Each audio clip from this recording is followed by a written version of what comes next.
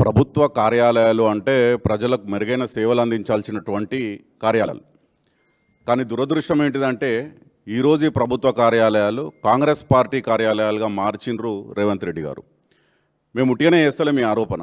నిర్దిష్టమైనటువంటి ఆధారాలతోని స్వయంగా నేనే ఆగస్టు 29, 2025 అంటే దాదాపు 5 నెలలు అవుతుంది. 5 నెలల కింద CCSకి వెళ్ళి కంప్లైంట్ చేయడం జరిగింది.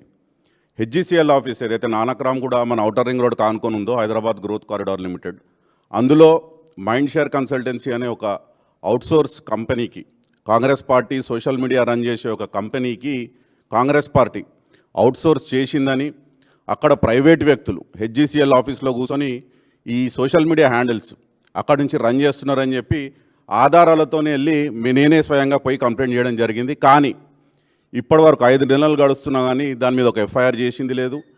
దాని గురించి ఏదన్నా పరిశోధించి నిజానిజాలు బయటికి చెప్పింది లేదు.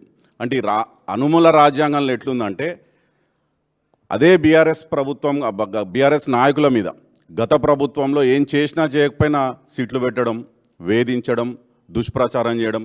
కానీ మేము పూర్తి ఆధారాలతో పోయి అయ్యా ఇవి ఆధారాలు, డాక్యుమెంటెడ్ ఎవిడెన్సెస్ ఇక్కడ ఉన్నాయి, ఇది జరుగుతుంది, దయచేసి దీని మీద విచారణ చేపట్టండి. ఇప్పటి వరకు దాని మీద ఉలుకు పలుకు లేదు. ముఖ్యంగా ఒకటి, ప్రభుత్వ కార్యాలయాలు ఏదైతే ప్రజల కోసం పనిచేయాల్సినవి ఉన్నాయో అందులో పనిచేస్తున్నటువంటి అధికారులను కూడా మేము విజ్ఞప్తి చేస్తున్నాం. మీరు ఇది మంచి ప్రెసిడెంట్ కాదు. గతంలో కేసీఆర్ గారు ముఖ్యమంత్రిగా ఉన్నప్పుడు 9.5 సంవత్సరాలు ఎప్పుడు కూడా ఎక్కడ కూడా ఇట్లాంటి అధికార దుర్వినియోగం కాలేదు ప్రభుత్వ కార్యాలయాలు.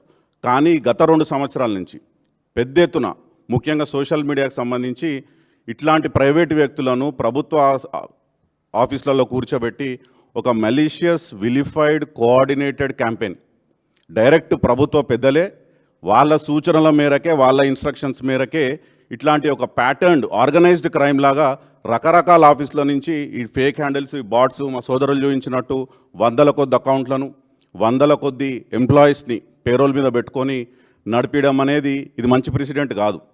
కాకపోతే కంచెనే చేనున్మేసినట్టు ఎవరైతే అధికారులు ఉంటారో, ప్రభుత్వ ఆస్తులను, ప్రజల ఆస్తులను కాపాడాల్సినటువంటి అధికారులు ఉన్నారో వారే దగ్గరుండి వాళ్ళ పర్యవేక్షణలోనే ఇట్లాంటి కార్యకలాపాలు జరుగుతున్నాయంటే ఇది తెలంగాణ లాంటి రాష్ట్రానికి మంచిది కాదు.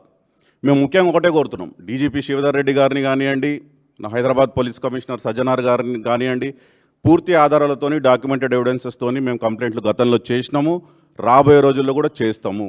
మీరు దయచేసి నిష్పక్షపాతంగా విచారణ చేపట్టండి.